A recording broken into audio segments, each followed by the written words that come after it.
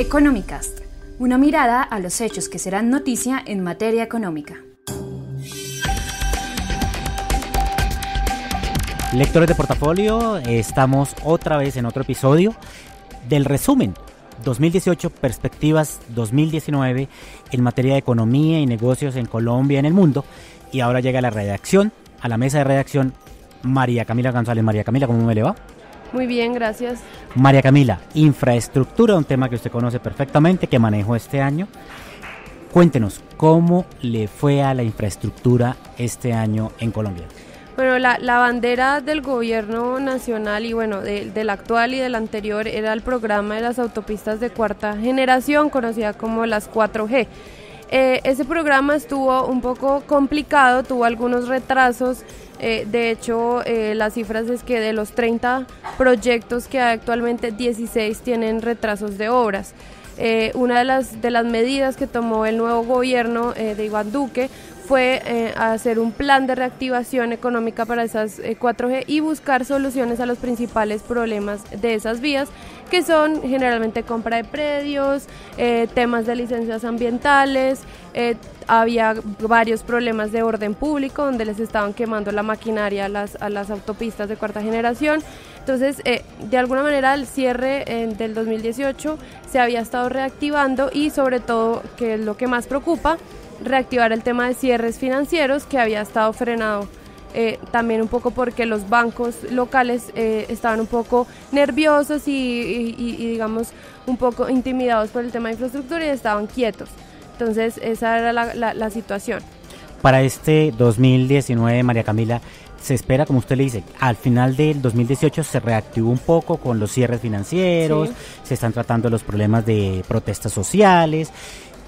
Para este 2019 se espera pues que continúe esa reactivación.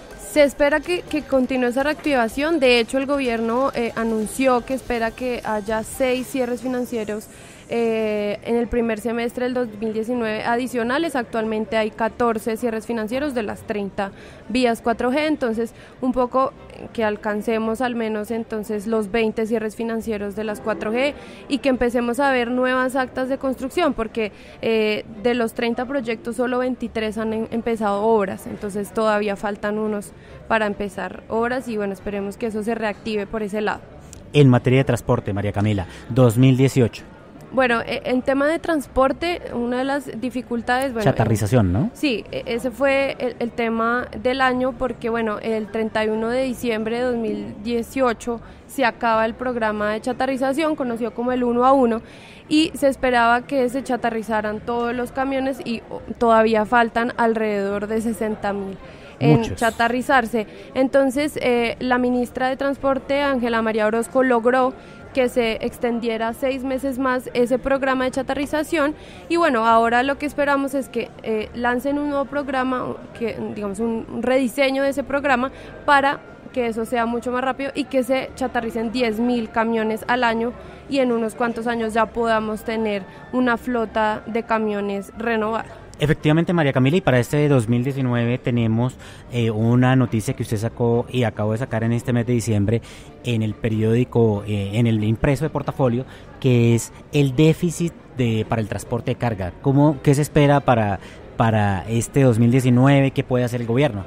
Bueno, la situación, digamos, se tiene dos frentes. Por un lado, hay una preocupación y es que hay unos camiones que están mal matriculados. Hace unos años, por unas prácticas, de alguna manera había unas placas que se estaban duplicando y hay unos camiones que están mal matriculados. Según el gobierno, hay alrededor de 10,000 camiones mal matriculados, lo cual es mucho. ¿Qué es mal matriculados? Sí, los mal matriculados es que hace unos años, de alguna manera, ellos tenían como el cupo de la chatarrización, compraban unos nuevos y no digamos que se duplicaba la placa. Entonces, por una placa había 2 camiones. Entonces, la situación es que el gobierno pues reconoció esto y son obviamente unas malas prácticas que tuvieron algunos empresarios.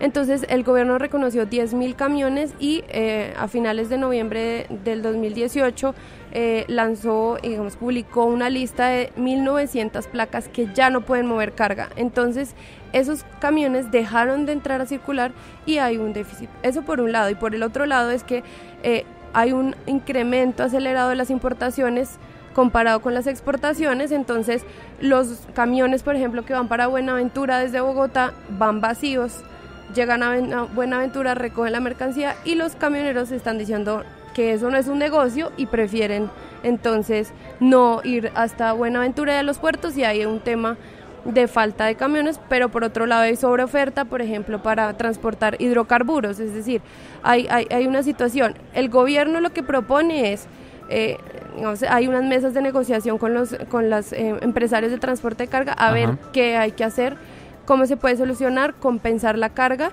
y bajarle un poco los sobrecostos que tienen los transportadores de carga. Incluso amenazaron con ir a paro, ¿no? Sí, eso fue, hubo unas amenazas, sin embargo los grandes gremios de camioneros como es Colfecar, que agremia una gran parte de estos empresarios, dijeron que ellos no iban a salir a paro, y bueno, también era porque había la posibilidad de que existiera un IVA al transporte de carga en la ley de financiamiento, que al final no resultó. María Camila, muchísimas gracias. Una ilustración muy amplia y muy buena para los lectores de portafolio sobre lo que fue el sector de la infraestructura y transporte en este 2018 y lo que puede ser en este 2019. Bueno, muchas gracias. Y ahora llega Constanza Gómez, quien es la especialista en industria y comercio para portafolio. Constanza, ¿cómo me le va? Pedro, ¿qué tal? Muy bien, Constanza. Bueno, ¿cómo le fue en general a la industria en este año 2018? Bueno, pues todo indica que este fue el año de la mejoría, porque si usted recuerda, el 2016, 2017 fueron años muy difíciles y en este comenzó a mostrarse un repunte. Parece que la actividad manufacturera está mejorando y las cifras del DANE a noviembre, lo que se conoce hasta el momento, está respaldando esa tesis que para la economía es favorable. Para el 2019, Constanza, sobre todo con esta ley de financiamiento que el gobierno dice que es la de la reactivación económica del país, crecer al 4,5% basado en la industria, ¿cómo lo ven los industriales? Pues mire, yo creo que lo que hemos consultado es que hay optimismo. Las empresas están pensando en invertir, dado los beneficios tributarios, hay ánimo en los nuevos proyectos, hay perspectivas favorables. Lo único en lo que de pronto hay expectativa es en qué pase con el consumidor según las cifras de Fedesarrollo, porque recuerde usted que el último indicador muestra que la confianza decayó, pero ese índice de la confianza de Fedesarrollo tiene varios componentes y el más deteriorado es el de las expectativas, y entonces eso puede marcar la pauta hacia los meses que vienen. Según cómo el consumidor se comporte, pues de eso dependerá la demanda y en esa medida también la reactivación de la economía y llegar a esos porcentajes del 4% que aspira el gobierno para el PIB. Efectivamente, Constanza, y en esa confianza del consumidor que usted dice, entramos al otro tema que usted maneja perfectamente, que es el comercio, ¿no? Sin confianza del consumidor no hay comercio, y se bajó muchísimo, y lo que dicen ciertos analistas es que en el 2019, sobre todo para la clase media, que se amplió la gama de los impuestos, puede afectar mucho a ese comercio, ¿no? Primero que todo, Constanza, ¿cómo nos fue en este 2018? El año cerró bien, aunque no sabemos todavía el resultado de diciembre, pero en noviembre fue 6,5%, es un porcentaje muy bueno, también que venía como la industria de abajo, entonces ha subido a lo largo de los meses y es un buen porcentaje. Los comerciantes están satisfechos y confían en que diciembre, como siempre, saque la cara y haga un buen remate de año para el sector. Ahora, pensando a futuro, las cosas pintan favorablemente y le explico por qué.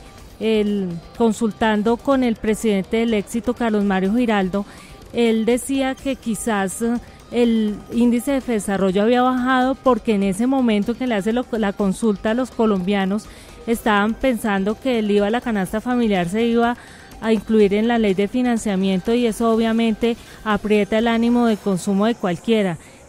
Ya pues descartado esa posibilidad, el ánimo repunta y la confianza es que el consumidor se reactive y se dinamicen las compras. Vamos a ver, pero no hay pesimismo del todo, ¿sabe? Eso fue como que apenas un nubarrón. Bueno, por lo que le escucho, industria y comercio para este 2019 nos va a ir mejor que en el 2018. Eso o parece, igual, por lo menos. Pues por lo menos como terminó. Y entonces eso es un buen resultado y podrían ser sectores que le aporten al PIB nacional y a esa meta que se ha fijado el gobierno optimista de 4 a 4.5.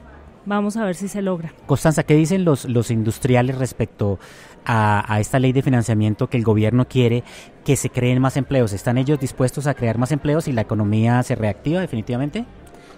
Pues concretamente de la promesa de los puestos de trabajo no han hablado mucho, pero sí lo que defienden es que la actividad empresarial en Colombia se vuelve más competitiva gracias a esos beneficios tributarios. Esperemos que cumplan y compensen esas rebajas con más empleo y empleo de calidad. Ojalá así sea. Muchas gracias, Constanza. Ok, Pedro. Y para hablarnos de un tema muy importante que son las finanzas del país, llega Luisa Gómez. Luisa, ¿cómo me le va? Hola, Pedro. Bueno, Luisa, usted que maneja muy bien el tema de la bolsa y el tema del dólar. 2018, al final, la bolsa tuvo un comportamiento negativo como en todos los países emergentes. En general, ¿cómo fue esa relación entre la bolsa de valores y el dólar? Bueno, Pedro, pues la verdad es que, como bien lo dices, fue un año bastante turbulento. Había comenzado... Aunque no tan mal como podría ser, ¿no? Claro. O sea, fue más o menos hacia el segundo semestre cuando la cosa se puso peor, porque de hecho habían tenido un muy buen comienzo de año los mercados en general y Colombia no fue la excepción. Pero entonces, a medida que fue avanzando el año con los temores que hubo sobre la guerra comercial, con la caída en los precios del petróleo, bueno, aunque vamos a hacerlo mejor por parte. Entonces, primer semestre, el tema del aumento en los precios del petróleo, que eso fue lo que lo marcó, eso ayudó a muchísimos mercados, incluido el de Colombia. La acción de Ecopetrol pues volvió a niveles que no se veían más de 4 años, alcanzó a estar muy por encima de los 3.000, pero ya hacia el segundo semestre, cuando se intensificaron los temores sobre la guerra comercial, pues los inversionistas empezaron a ponerse un poco más nerviosos, y entonces lo que sucede en estos casos es que ellos optan por sacar su plata de mercados emergentes como Colombia, y eso tumba el precio de las acciones y ayuda a aumentar el precio del dólar. Entonces, eso también tiene un efecto en el precio del dólar, que también alcanzó a estar muy cerca de los 2.700 al comienzo de año, pero la guerra comercial más la caída en los precios del petróleo, que comenzó en octubre y que ha sido tremendamente acelerada, ha afectado pues seriamente las cotizaciones del dólar. Estamos a estas alturas ya por encima otra vez de los 3.200 pesos, el petróleo está muy por debajo de los 60, vamos a ver cómo cierra el año, pero pues ese fue como el resumen, es que fue un año muy turbulento, y pues para el año entrante seguimos a merced de la coyuntura internacional. Desafortunadamente el precio del petróleo poco o nada puede hacer Colombia para controlarlo, y de eso depende el comportamiento que tenga tanto el dólar como el precio de las acciones. Entonces, simplemente para redondear, si el petróleo está en niveles altos, el precio del dólar tiende a bajar en Colombia, pero como pasa ahora, el petróleo cayó, entonces el precio del dólar sube. Y el otro tema, Luisa, es la subida de tasas de interés en Estados Unidos por la Reserva Federal, ¿no? Exacto, Pedro, ese tema es muy importante. El año entrante la van a subir otra vez. Exactamente. De hecho, este año hubo 4 subidas de tasas, eso también tuvo a los mercados con mucha expectativa. ¿Por qué?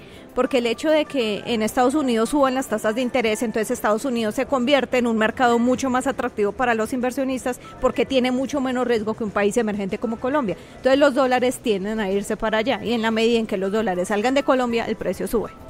Exactamente. Luisa, usted que maneja muy bien estos temas de finanzas, hay un tema muy importante con la ley de financiamiento, que es la calificación del país. Tal vez la gente normal no entiende lo importante y lo grave que podría ser una baja en la calificación del país y lo cerca que estamos. De acuerdo a lo que analistas que usted ha consultado y a lo que usted mismo piensa, Luisa, ¿cómo ven los analistas eso? Bueno, Pedro, pues la verdad el optimismo es supremamente moderado, porque las calificadoras siempre han advertido que pues Colombia tiene que consolidar sus cifras un poco para reducir el desequilibrio que tiene entre los ingresos y entre los gastos, y realmente con la ley de financiamiento no se logra eso. quedan muchos interrogantes. Y va a estar peor, ¿no? Exactamente, quedan muchos interrogantes, tal vez no para el 2019, pero sí para el 2020. Entonces, ¿qué pasa? Que las calificadoras le han dado un margen de espera al gobierno para que actúe, para que mire cómo va a hacer para generar más ingresos, porque claramente recortar gastos es muy difícil a estas alturas. Entonces, si no ven medidas concretas, claramente la calificación va a bajar. De hecho, ya hay una perspectiva negativa y eso, aunque suene un poco alejado para la gente, tiene unas consecuencias serias. ¿Por qué? Porque al cambiar la calificación de Colombia, se le suben los costos del endeudamiento. Entonces, cuando el gobierno quiera salir a buscar recursos al exterior, va a tener que pagar tasas mucho más altas. Y eso se traduce inmediatamente en las empresas, porque las empresas, la calificación de ellas no depende solamente de su operación, sino de la calificación del país. Si la de Colombia baja, la de ellas también, y van a tener el mismo problema de financiamiento más caro en el exterior. Luisa, parece que para este 2019 o el 2020 por tarde, los analistas manejan una disyuntiva, ¿no? O es otra reforma tributaria o nos bajan la calificación. ¿Usted cuál cree que por cuál se va a ir el gobierno? Uy, esa es una pregunta difícil, y más después de todo el desgaste que tuvo con esta ley de financiamiento. Pero la verdad hay que ver costos y beneficios. En el tema fiscal claramente hay mucho que se puede hacer. Vamos a ver si el gobierno opta por seguir como con ese desgaste. Ojalá lo haga de una forma mucho más transparente y menos aparatosa de lo que lo hizo hasta ahora, pero pues claramente lo que sí debe tener en cuenta es que una baja en la calificación es muy grave para Colombia. ¿En qué influiría, Luisa? Porque la gente, lo que decimos nosotros y lo acaba de decir usted, es la gente no percibe muy bien lo que influiría una baja de la calificación del país. ¿Qué perjuicios trae? Aparte de que el crédito se va a encarecer. O sea, el hecho de que el crédito se encarezca quiere decir que tanto el gobierno como las empresas tienen que destinar más plata a pagar intereses de la deuda en caso tal de que se endeuden. Entonces, eso al gobierno colombiano... La poca plata que tenemos. Exacto. Entonces, eso se convierte en un problema adicional para el gobierno colombiano, porque entonces tiene que... esos recursos que va a usar para pagar más intereses de la deuda, pues claramente eso va a ser un recorte para sus programas sociales, para los gastos de inversión, y lo mismo para las empresas. Entonces, si una empresa X que esté endeudada en el exterior tiene que pagar más deuda, pues claramente va a recortar sus planes de expansión acá en Colombia, y pues obviamente a la larga eso tiene un efecto en el empleo. Otra cosa que se pregunta la gente del común es, la ley de financiamiento le puso una sobretasa al sector financiero. Para el bolsillo de los colombianos, Luisa, ¿van a aumentar los intereses? ¿Qué va a hacer el sector financiero para recuperar ese dinero o esa plata que van a pagar más en impuestos? Pues es que justamente los representantes de los banqueros que han hablado estos días, una vez se conoció que entraba esa sobretasa, ellos advirtieron que claramente un sector financiero que está siendo castigado con más impuestos, pues se le reduce su capital y por ende su capacidad para irrigarle con dinero a las personas naturales o a las empresas que lo requieran. Entonces ellos han advertido que efectivamente eso va a representar que muy seguramente el crédito no va a fluir tan fácil como antes, y que en algún momento pues también eso podría verse reflejado en mayores costos para quienes utilizan los servicios financieros. Luisa, muchísimas gracias, muy amable. Lectores de Portafolio, muchas gracias por estar con nosotros. Volvemos en este 2019 con más episodios de Económicas. Económicas, un podcast de Portafolio para la casa editorial El Tiempo.